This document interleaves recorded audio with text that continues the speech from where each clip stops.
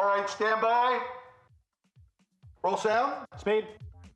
Roll camera. Speeding. Slate. Scene 1, take 1, mark. And action.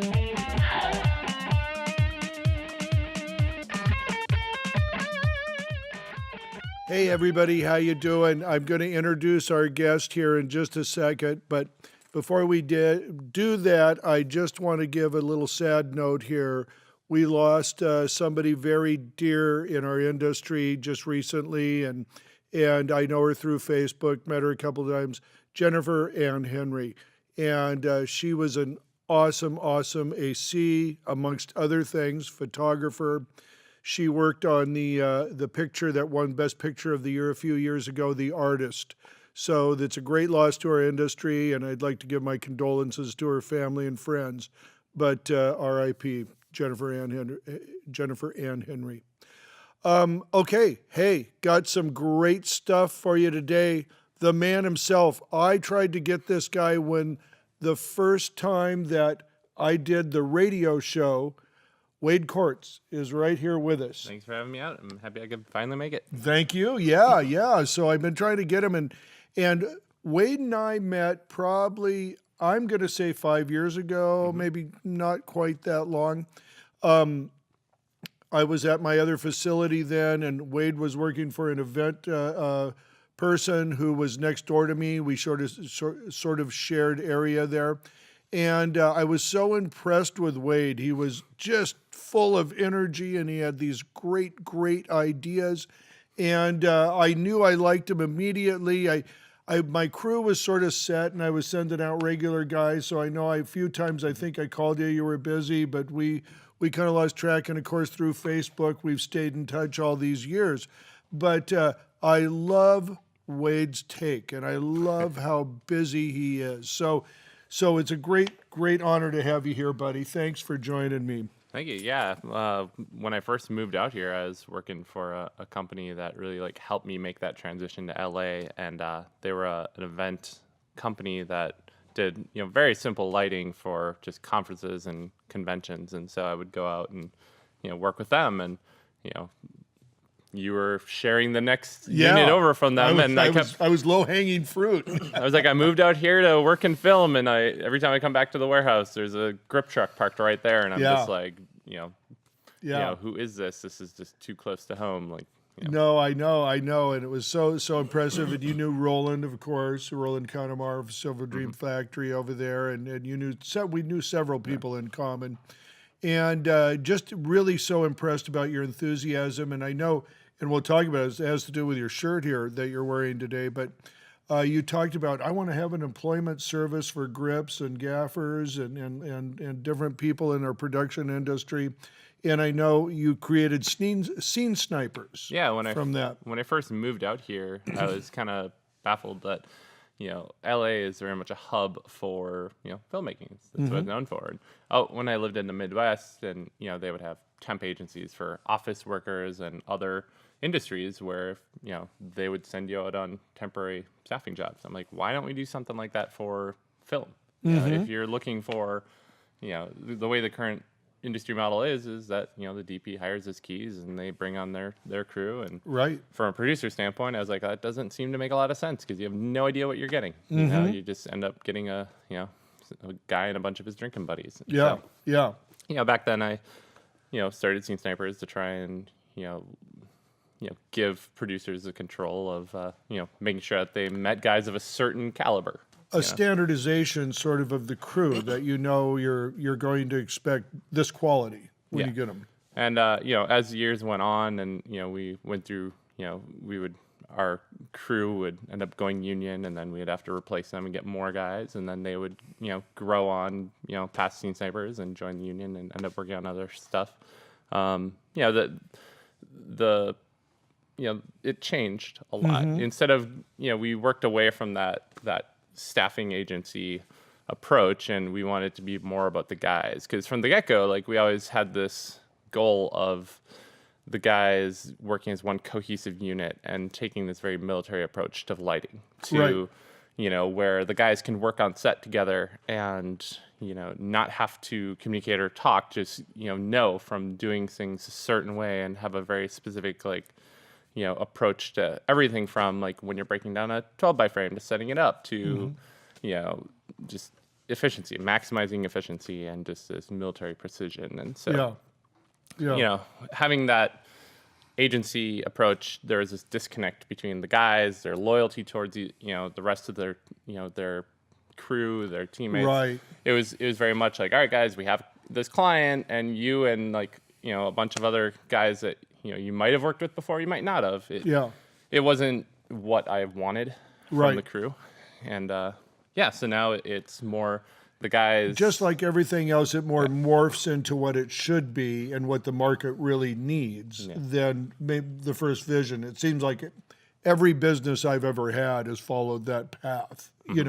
You visualize it one way, you get in there, you start doing it, and then you're probably 80% right, but the business and the model corrects itself along the way.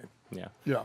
And so, now the way that that it runs is, the guys that are part of the team, instead of them being guys that had previously been working in the industry for a long time and me looking at their resume list and looking for who's got the most credits and who's got this, it's more, I looked for guys that had certain character traits, guys who were, very client friendly and approachable, and guys who had an engineering mindset or a science mindset, or, guys who, I saw a lot of potential in. Yeah. I think that's very, very interesting right there, Wade. I really, that's really well thought out because, it's not too often spoken of either that I'm a real believer that this is very much a personality-based business. And you spoke to a couple things. One is the sort of problem-solving, engineering-style, scientific kind of mindset. But what you need in that, and that's very important, what you need in that also is somebody who has good social interactions because you're continually working in a group of a lot of times new people, or new people on set. You're having to deal with people's authorities in different departments. It's really good to have all those social and emotional skills that go along with that. Yeah, definitely. I mean, I can teach a guy how to tie knots. I can teach him how to grip. I can't teach him how to be, client friendly. Yeah. Grips have this reputation of being rough around the edges. Right. Being, right. dirty, hairy grips. Yeah. And, it's an entertaining reputation. Well, but, even we like to joke about it, right? Yeah. Yeah, we're kind of the pirates of the the pirates, of the exactly. Industry. But, exactly. If you have to constantly be searching for new clients and searching for new DPs because working with your crew is such a pain in the butt for them that they go with someone else, it's all about repeat clients. And it's funny too because you talk about the group, and this is one thing that is always the wild card because we are a bunch of freelancers. Say most of your group is available for you, but one or two guys aren't. So you go outside of your regular group and you hire a couple guys, and maybe they have a little rough edge. Maybe it's not the old group. Well, one bad apple classically can spoil it for the whole bunch, and because maybe the executive producer or the line producer had a bad experience with one person who's not even one of your regular people, they're going to have an inkling not to hire you again. Yeah. And I found mostly they won't really ever call you and say, hey, I don't like that person, don't bring him back on. They just won't bring anybody on, Well, and part of it too is when you are working in our industry doing what we do, you work with a lot of different personalities, a lot of different people every day. Yep. You have between 40 and 70 people on set based on the size of the show, sometimes more. And there's going to be days where you just butt heads with somebody. Yeah. And it's not something you're doing wrong or something that they're doing wrong. It's just different personalities. So this expectation that you're going to get along with everybody that you come across. Not realistic. It's not realistic. And so, expect that. But you can do things to make it easier. You can mitigate that. Yeah, you can mitigate a lot. You can say, hey, okay, well, me and this person are not going to see eye and eye on this. So, I'll take my area that I have control of and do it my way, or adjust to whatever the production needs to make it happen, Yeah. you know. Yeah. And we are service providers after all. I mean, our ultimate goal should be the production. Yeah, And putting out the best production as quickly as possible. The goal is that when you know, as a DP, you know, for instance, as a cinematographer, you know, if you have to babysit your gaffer and your key grip, you know, in every shoot and tell them like how you want it lit and how you want this and that done, you know, every show, you as a cinematographer are not going to be able to grow. You're not going to be able to focus on just your job because you're stepping on toes and you're you know, and you're watching- telling people how to do their job when the whole idea is they're there to do their job, not you there to do their job. So bringing it back to like the individual, you know, like department key, if you can build a relationship with the cinematographer and, you know, they like you and your crew, you know, you can hopefully work with that cinematographer for years to come. And you know, like how they're going to want certain things done, you know, if they prefer one light over another, because everyone has every cinematographer has their own quirks, you know, but you can, you know, allow them to just focus on their job and not have to worry about you. You don't have to worry about them stepping on your toes because they trust you. Right. They respect you. Yeah, so it's about that relationship. And for the DP these days too, the cameras are so, I don't know, complicated. I mean, there's so many variables to a camera now. The menus are huge and everything, and getting the look. I like to leave the camera guy alone when I'm lighting and just have him, you know, taking a look and giving me pointers along the way, if you will, or direction. You know, like, I like what's going on there. I like what's not going on here. And I think we work different jobs. You know, you're much more in Hollywood, much more in LA. I'm sort of more of a regional player between San Diego, Orange County, and Los Angeles. So I think I intersect probably a different, maybe a smaller job than you generally do. But I really like to work that way, you know. And for my place now, and this is, I'm sure with your regulars, it's the same thing for you. They bring you on and they just want you to do your thing. And you're essentially making the calls. You know what they like. You know what the project is. You've been briefed on all the creatives, so you understand what we're going after and all that. In an ideal world. In an ideal world, yes. Sometimes it's that morning, yeah. You know, last year I worked basically just on feature films, just back to back to back all year last year. And with that, you have a lot more, you know, prep work and a lot more, you know, of that knowledge to be able to prepare yourself. Yes. Now this year is mostly commercials. Okay. You know, I've kind of gone back to where I was 2 years ago. And You prefer the commercials over feature work? I prefer the money of commercials. But Good answer. it's just, you know, when you can, it's a trade-off. You know, a lot of guys, they are like, all right, I can either make, you know, $300 a day doing a feature, but I'm going to be working 6 days this week for a month. Right. You know, so they like that job security because they know that if they take up commercials, there's a chance that they might only get one commercial that week. Yeah. For me personally, my approach is I prefer commercials because if I'm working commercials during the course of that week, you know, if I'm working on, you know, 5 to 7 commercials that week, that is, you know, 30 to, you know, 60 people, you know, that I'm working with every day. The next day I'm working with another 60. The next day I'm working with another 60. So throughout that week, you are, you know, you've really intersected a lot of people. Yeah, your network that you build as a crew person, you keep it, you know, fresh. Every one of those people and those personalities that you come across, you know, it hasn't been, you know, a month since they saw you on the last show, or 2 months if you didn't work on that show with them. Right. You know, it's like they were on a commercial with you last week or 2 weeks ago. And, you know, so, you know, it ends up creating this situation where, you know, every one of those DPs that you worked with, like in 1 week, you work with 7 different DPs, 7 different gaffers, you know, like, and those people the next week, you know, are working on other shows. So they're all hitting you up. So it creates this situation where, you know, every day you're getting 4 job offers a day, 5 job offers a day. And a lot of guys have the attitude in the industry that like what drives my rate and what determines my rate is what I determine it as. They think that if they get hit up for a job, that they can be like, oh no, it's only $200. I'm not going to go out for that. You know, I'm worth $400. And they think that by staying home, refusing the job, that you know, DP is going to call them back next week and offer them $400. Okay. Yeah. We're going to take a little break here, and let me go to Nick. Nick, let me go to you. Are we going to cut the stream for the live feed, or are we just taking a break? We're going to cut the stream for a sec. Okay, folks, we're going to cut this stream right now. Stay tuned on these Facebook pages wherever you're watching, because we're going to be coming right back up, but it'll be a new stream. So just wanted to give you that heads up. All right, thanks. We'll be right back.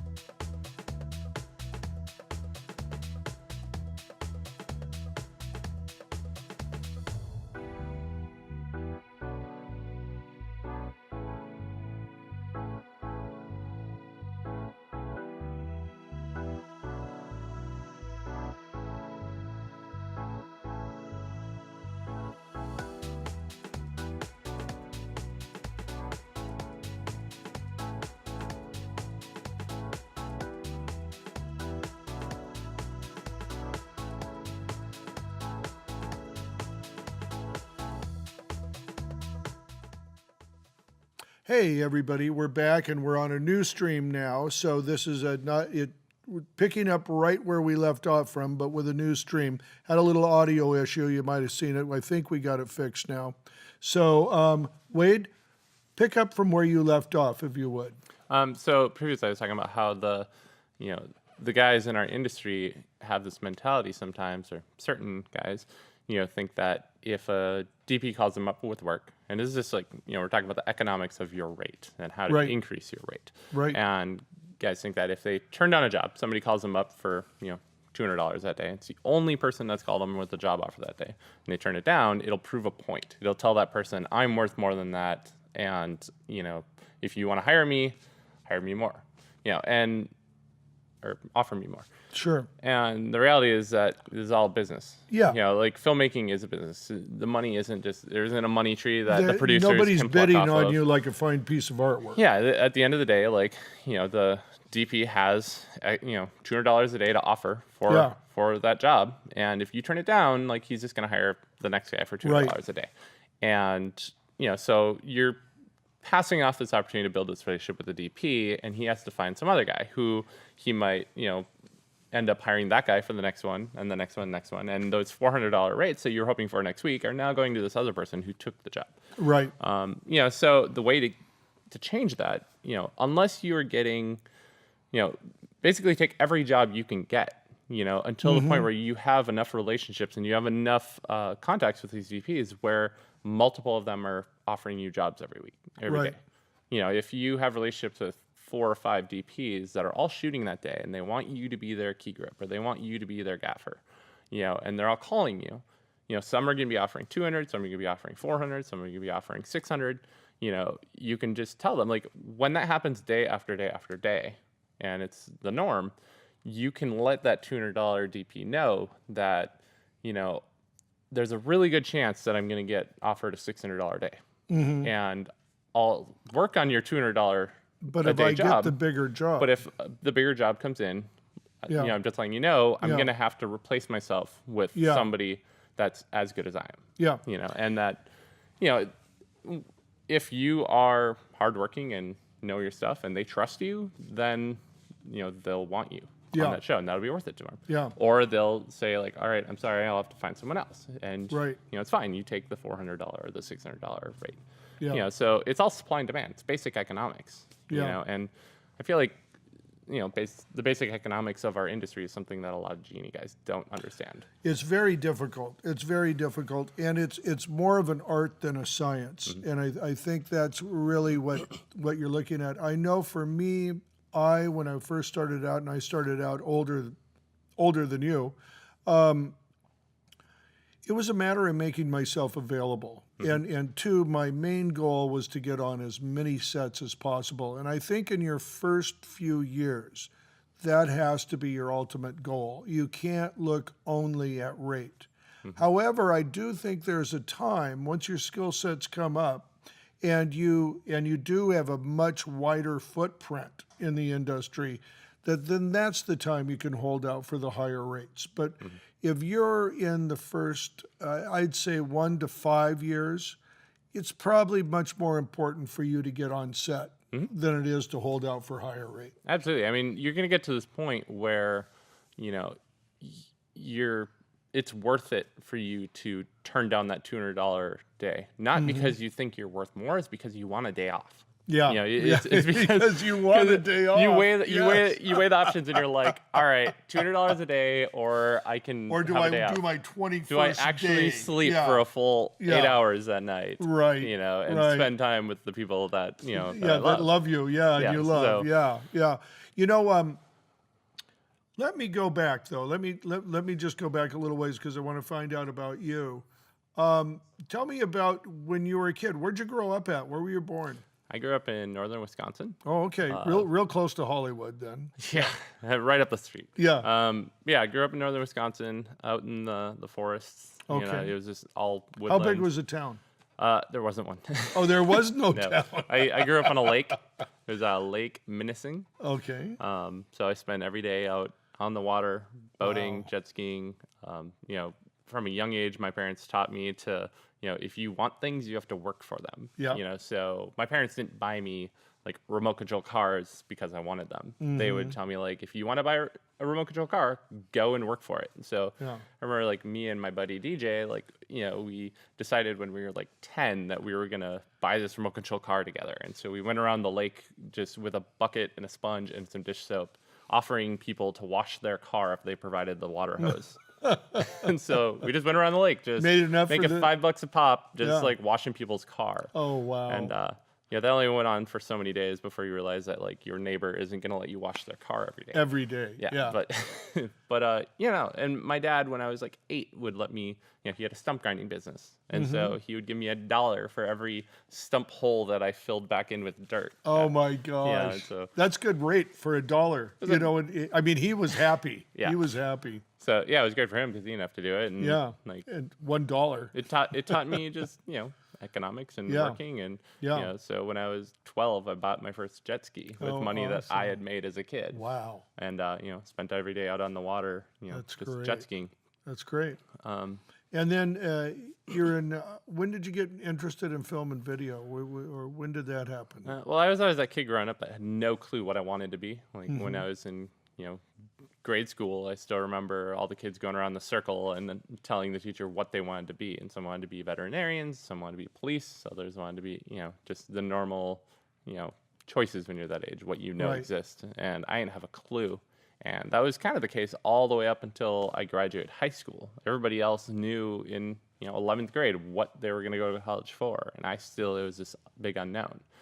I wanted to go for business. I wanted to be a pilot. I had these things I wanted to do, but it was really just there wasn't some 10-year plan. Yeah. And all through school, I was always that guy who was very technical. Like when I was in junior high, I was tearing apart computers and mixing components and putting them back together to see if they would turn on or not. And it amazes me that my parents let me destroy their computers in the search of just curiosity. Wow. But that was always the case too. Like my dad had the garage where he never got rid of anything. Okay. If the golf cart broke or the Yeah. lawnmower broke or whatever broke, you'd keep it because you might need a part someday. That's right. And so as a kid, That's right. you just ended up going through And you're not in a town, Yeah. right? So yeah. So me and my buddies, our Saturdays were filled with trying to pull an engine out of this thing and see if it would fit in this other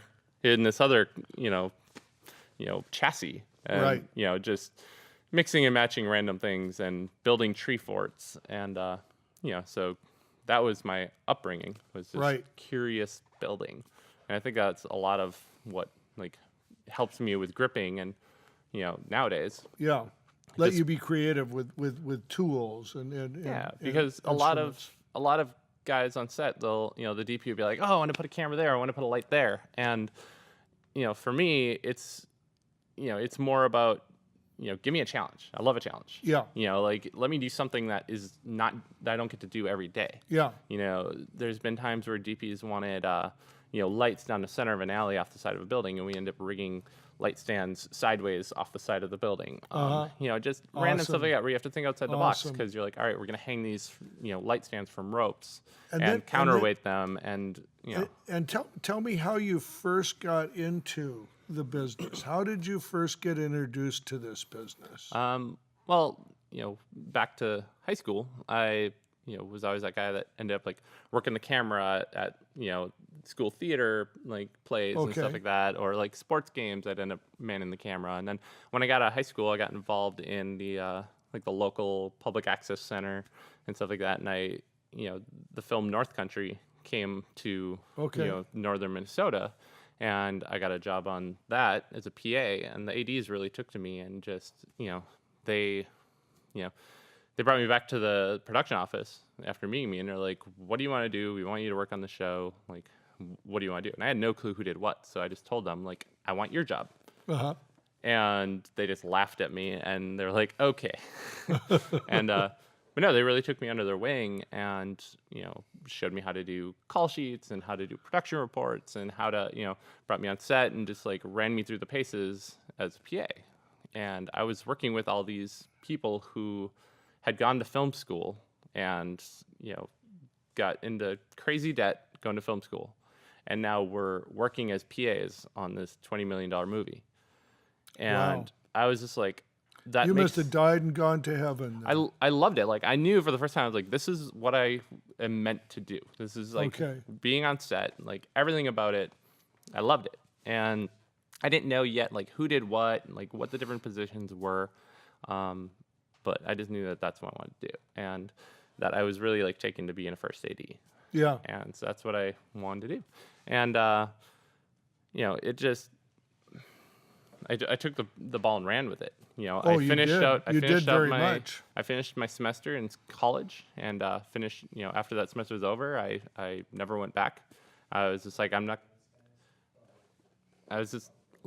gonna put myself in crazy debt.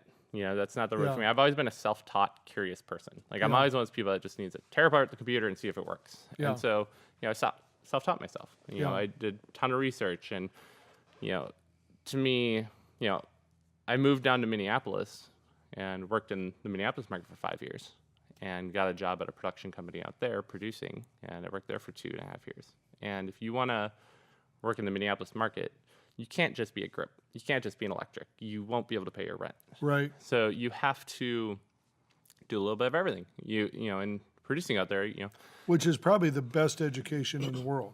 Yeah. Working in a small market like that. You see and know, touch everything. Yeah, the production company, they, had a very strong background in concert lighting, sound. They were a touring concert company.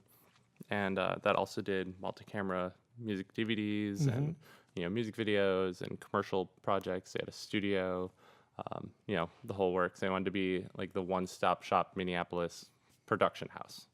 And so I learned how to do it all. I learned lighting, sound, camera, every element of it, editing, and which is really good because I got to find out what my strong parts are and what my not so strong qualities are.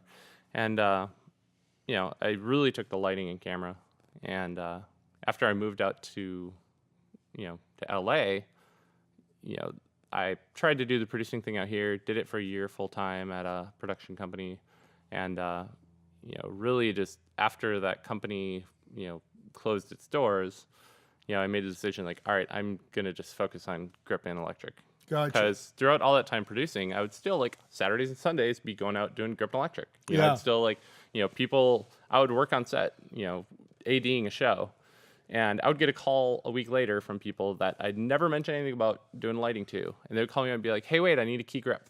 Yeah. Like, can you key grip my show? And I'm like, how did you know that I have ever worked as a key grip? And I don't know what it was. People just constantly would offer me That's how key they grip. saw you. That's how they saw you. Yeah, no matter what job I did, people wanted to hire me as a key grip, and it was just bizarre to me. But once I embraced being a key grip, like the work it was so much easier. Like natural. all roads open to me. And I think that's part of it too, is like finding out what you're meant, like, what works for you. Yeah. There's so many people out here that want to be an actor, you know, which is Because it's the first thing they really ever intersect. yeah, it's Is acting. People want to be an actor or they want to be a writer, but then people really want them to be something else. Like, you know, time after time, interaction after interaction, people will, that person that wants to be a writer, other people might view them as an AD, you know, and, if people are offering, if job offers is just coming out in time and time again for that same job that you never really considered, maybe that's what you're meant to be. Yeah, maybe. You know what? Hold it right there, Nick. Let's go to a break right now. Why don't you run BG&L? And we're just going to take a quick commercial break here, folks, and we will be right back.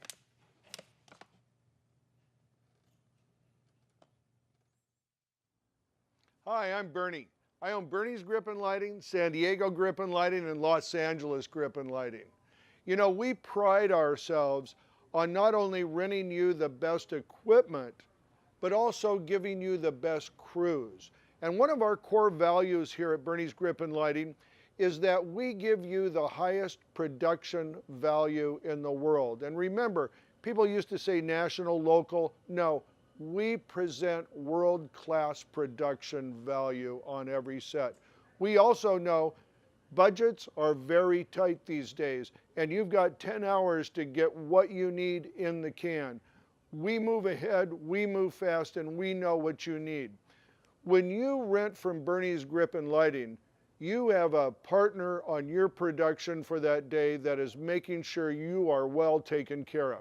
So anytime you're in Southern California, give us a call at 714-609-3545, and we'll take very good care of you. See you on set.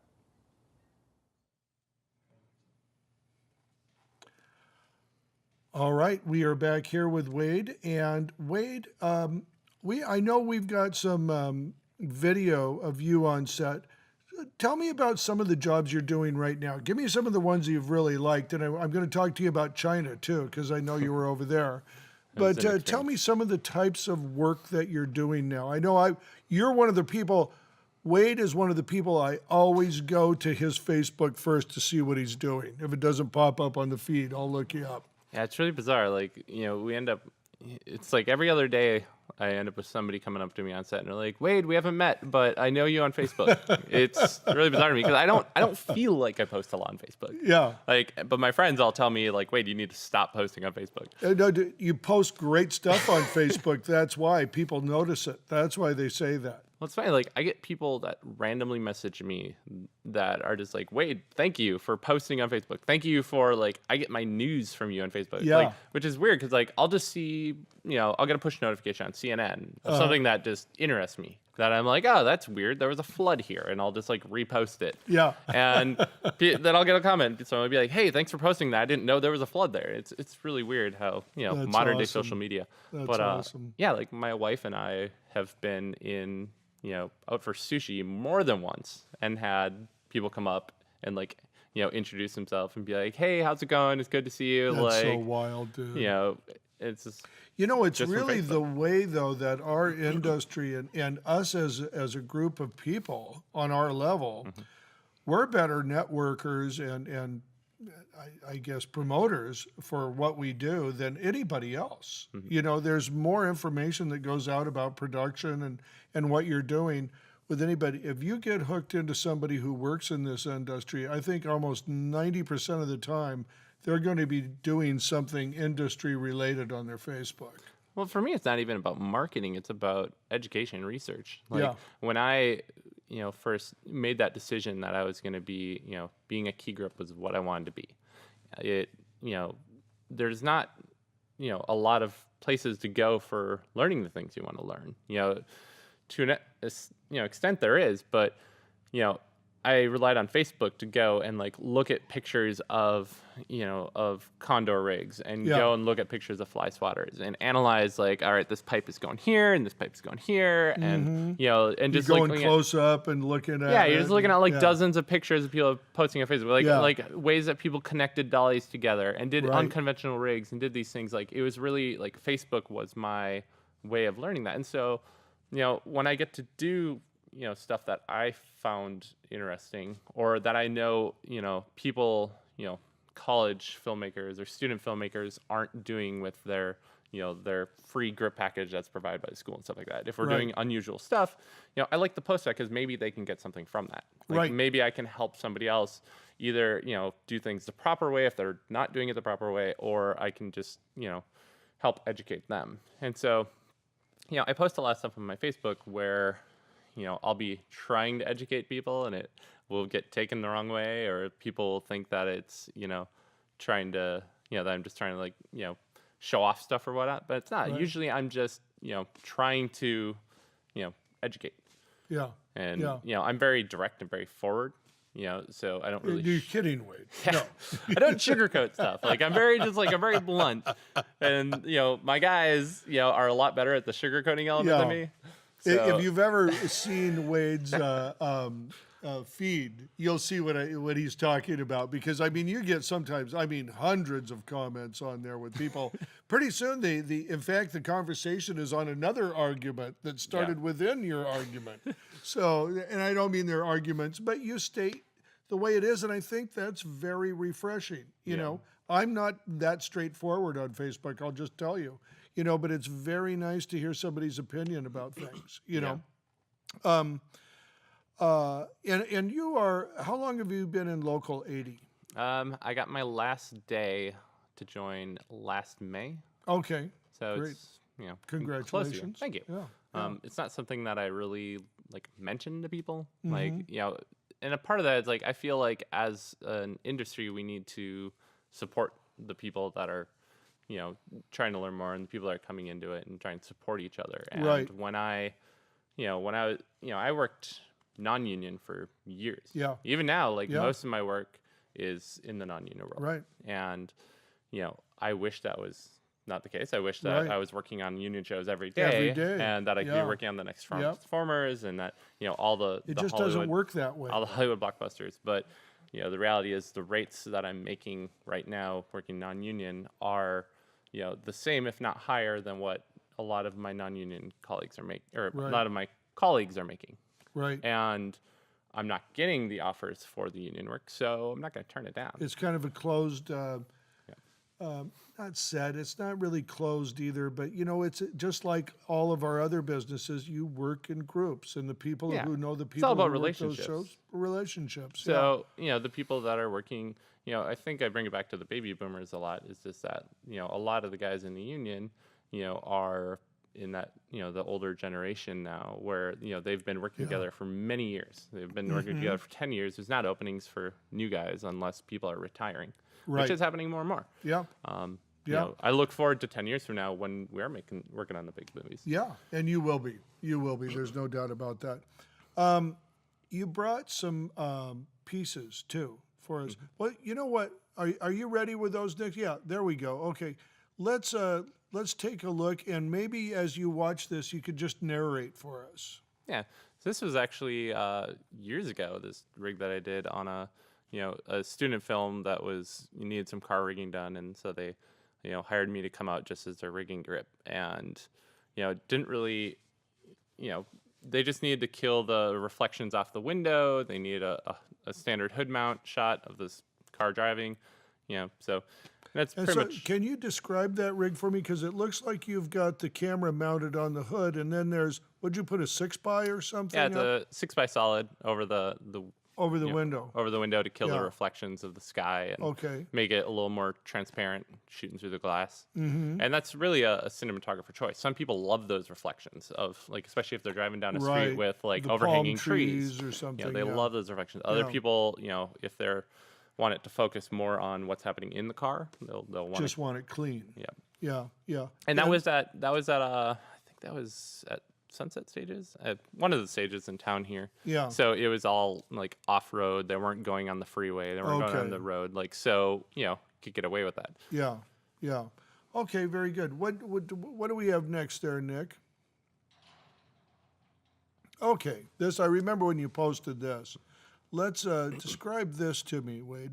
All right, so this was a music video. If I remember correctly, it's a jazz artist, but they wanted basically just to make a backdrop out of these LED 6K space lights. I believe Hollywood Reynolds made them. Okay. And we had about 54 of them that were all hanging off this truss structure that we built. And they're all DMX'd in, so we had individual control over each unit. It's really cool.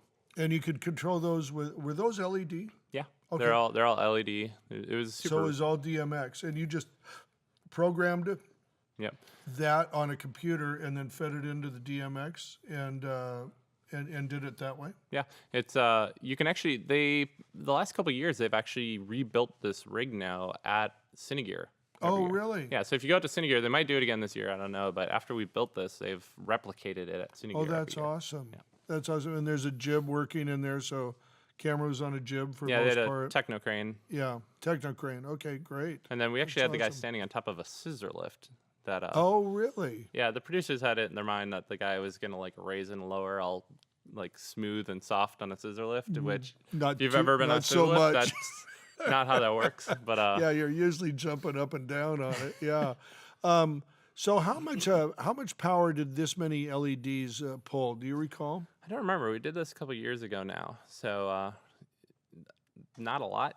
I Yeah. mean, you can run one of, I think. Oh, it's Like, like 6 of them on 10 amps or something, right? Or Yeah, less? you can put like 4 to 6 of them on a Stinger, if I remember correctly. Yeah, So right, it's, right. it's much different than if you're running 6K space lights.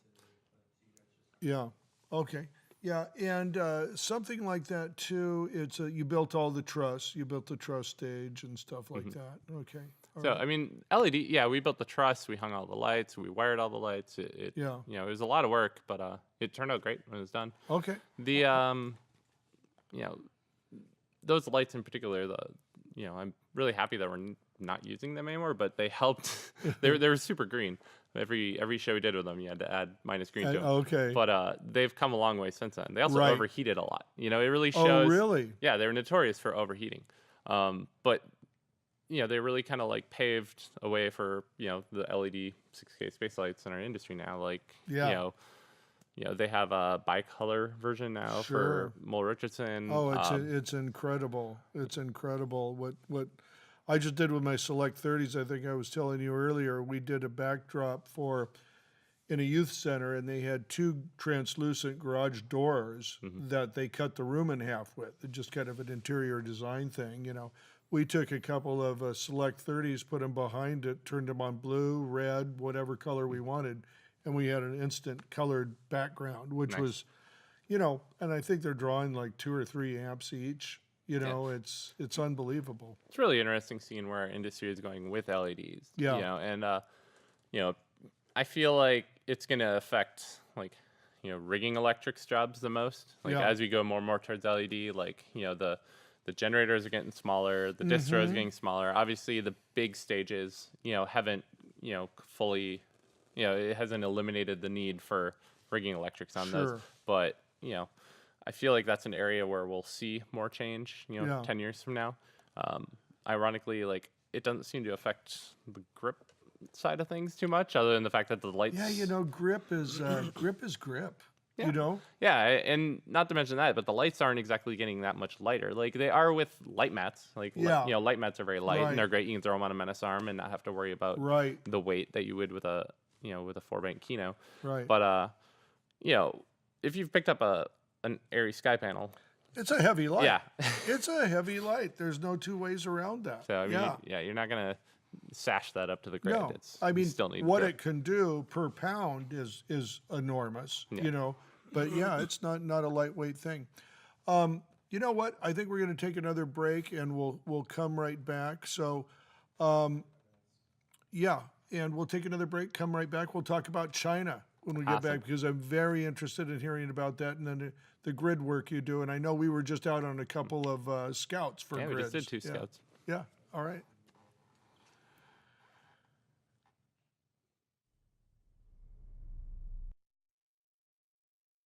Your competitors, they are your biggest ally in business. I'm going to show you why.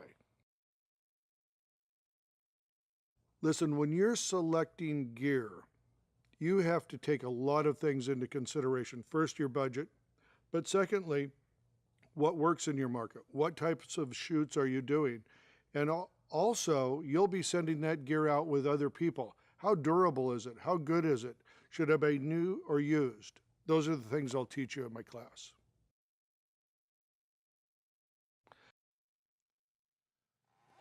You know, that was Onset University, and that's something I'm really promoting now. It's open, it's ready to go. We would love to have you join. I got just started it, Wade. It's a brand new thing. But come on down. We have got lots of great information. And what I try to do there, Wade, is talk to people about how you manage your career in the industry. You know, that's something where you're never going to get ahead if you don't look at it as a career.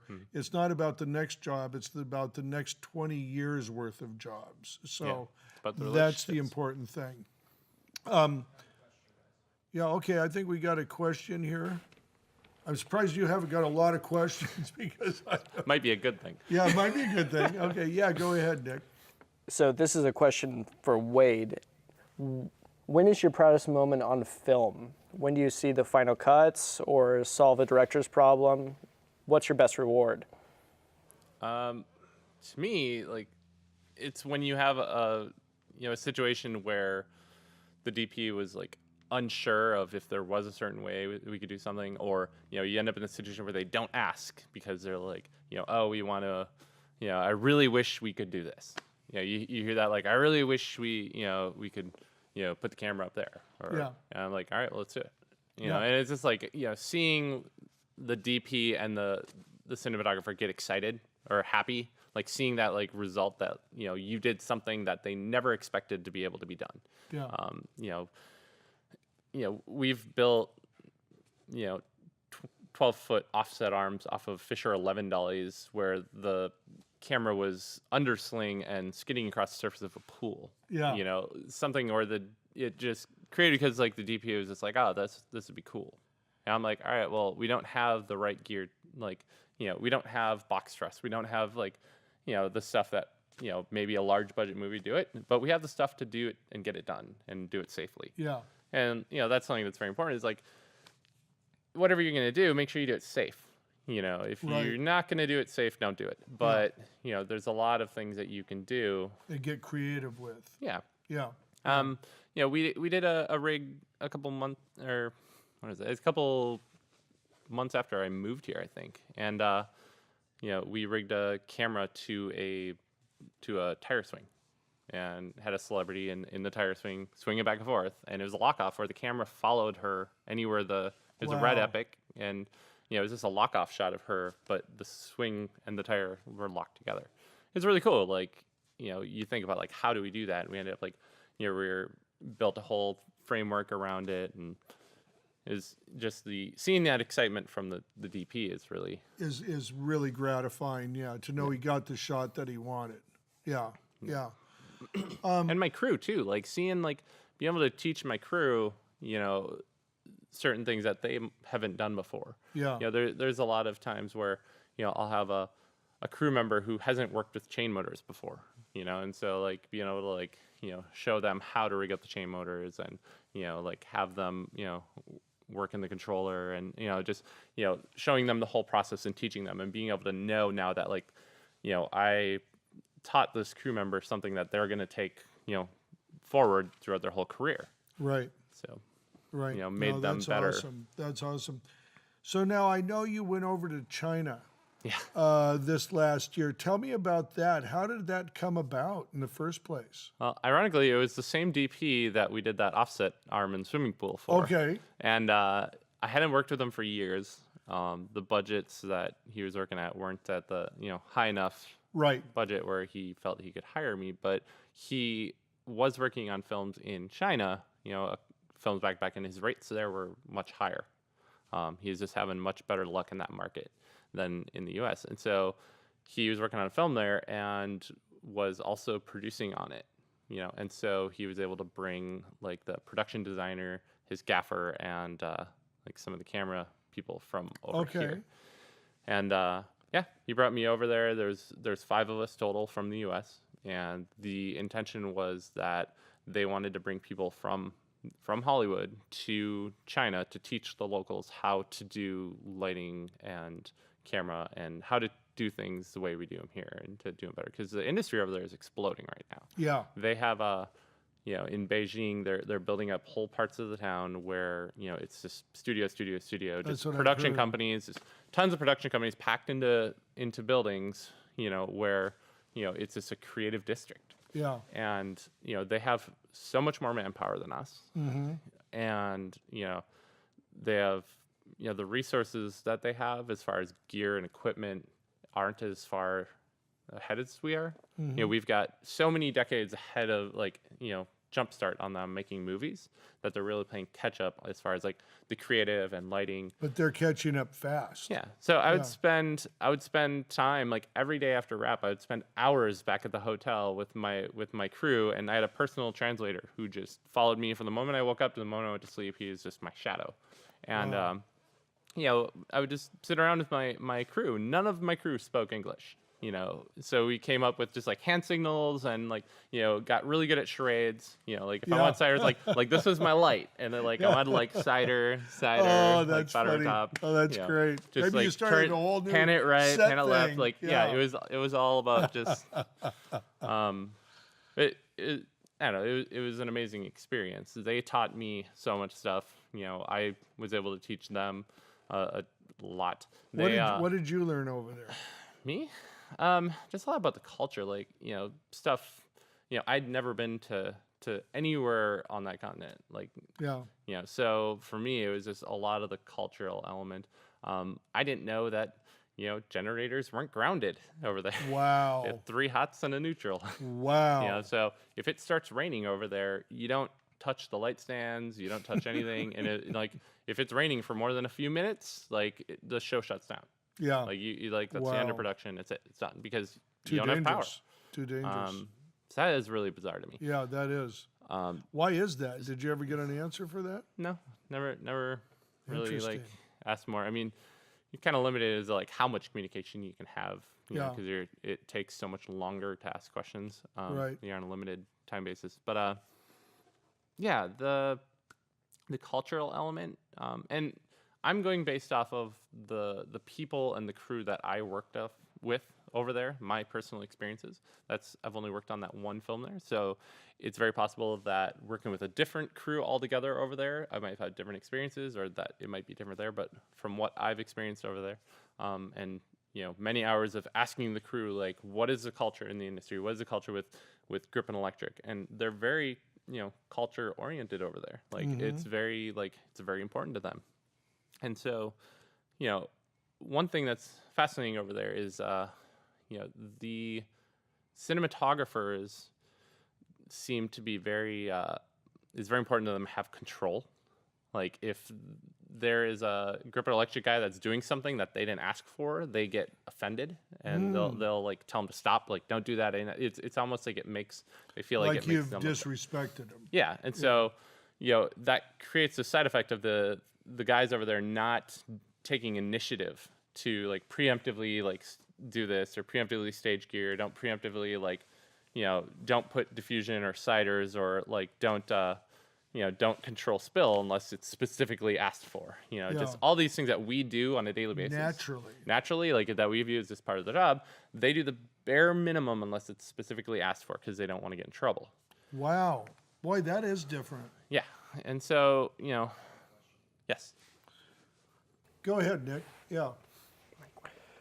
So Wade, Mike White wants to know what projects you're working on right now, and if there's a place where he can view some of the projects that you're working on, or the ones that you've worked on before. Yeah, so we just, a couple days ago, we worked on Lindsey Sterling. It was all last week. We worked on the latest Lindsey Sterling videos. He's a violinist, if anybody knows. We worked on a Wycliffe Jean shoot yesterday. It's a lot of commercial and music stuff currently. So Yeah. I'll try and post up some recent videos on my Facebook, today or, once we get done, so people can see. Spell your name so if people are looking on Facebook, they can find you. Okay, it's Wade, W-A-D-E, Cordts, C-O-R-D-T-S, and I assume there's probably a link or something. Yeah, there's. I think I put it on my Facebook and on Applebox, Burnie's Applebox too. There's a link to his site, so because his name's up there. So yeah, you can check it out there. Cool.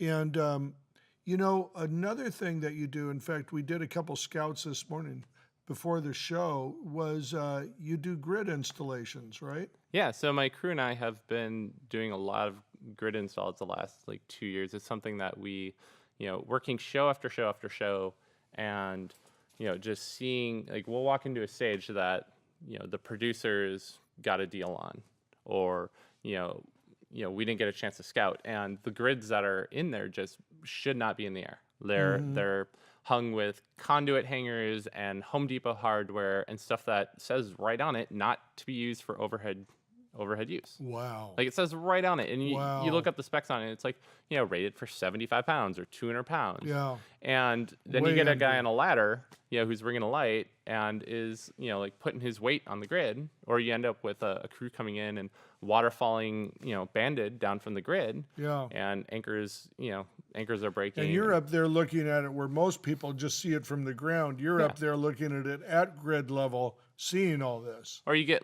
some new stunt guy who, stunt choreographer who is figuring it out as he goes, and is doing ratchet pulls off the grid, for for talent, or Wow. trying to fly people from the grid. It's just So you have to dangerous. plan for all of that when you Yeah. build a grid. Yeah. And so one, it's the safety element, trying to put in safer grids that are made, with the proper hardware, industrial rated, all meant for overhead use, and doing grids where, we've had a structural engineer go in and, done a certified write-up on the building. We've been working, and, we get our materials directly from the manufacturers. We get our, so that we can do these at a price point where, it's the lowest in town. We do them basically at wholesale cost to the client, just because we want them to be done properly. We want crews to be confident knowing that, when they're working under a grid, that it's not going to fail, nobody's going to get hurt, that they're solid and done properly. Yeah. Yeah. No, that's awesome. So tell me about that when you go into a space. I mean, we did a couple of what I would say is smaller office buildings, but just say you go into a regular studio and take a look. What are you looking at? What do you see when you first scout that? When I'm installing the grids, Yeah.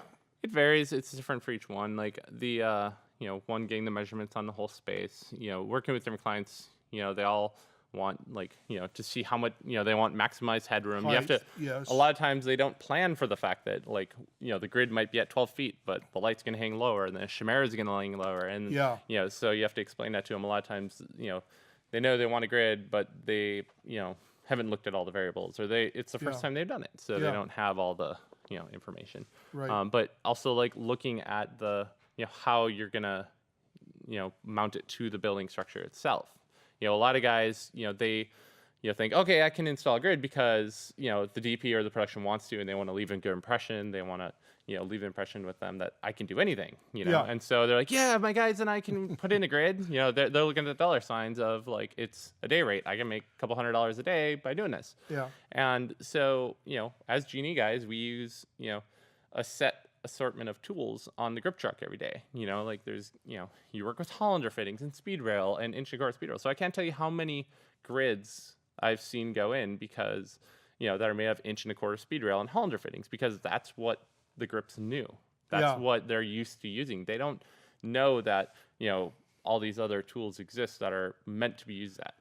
For that specific purpose, not just grip truck equipment, rigging. If I explain to a lot of grips what a batten clamp is, they have no idea what I'm talking about. Yeah, I don't, to be Yeah. honest with you. It's Yeah. it's the clamp that goes around the speed rail, or Okay. that goes around the steel pipe. Okay. And that's what you attach your shackle and your chain to. And Yeah. we put turnbuckles in all of our grids. On every anchor, we put turnbuckles in it, and it adds to the cost, but it allows us to distribute the load evenly on the building structure, Yeah. so that you don't have an inch of slack in one anchor, and then all that force on All the that one next to tension. it. Yeah. That's incredible. All right, buddy. Well, Wade, thank you. Tell us how does somebody get a hold of you or Scene Snipers, all that. Tell us best Facebook. way. You can always hit me up on Facebook. Send me an email, wade@scenesnipers.com. Okay. If you have any questions, I'm always happy to answer questions from people. Wade about is, I will anything. say that on Facebook. Wade is somebody who always comes in with an answer for you and is very detailed, which I really appreciate too, and really good. Thank you, buddy, for finally being able to get you here. I know you're the busiest guy in the world, so it's pretty tough to land you, but I really appreciate it, Wade. Thanks a lot. Thanks for having me. All right. See you next week. Cut. That's a wrap.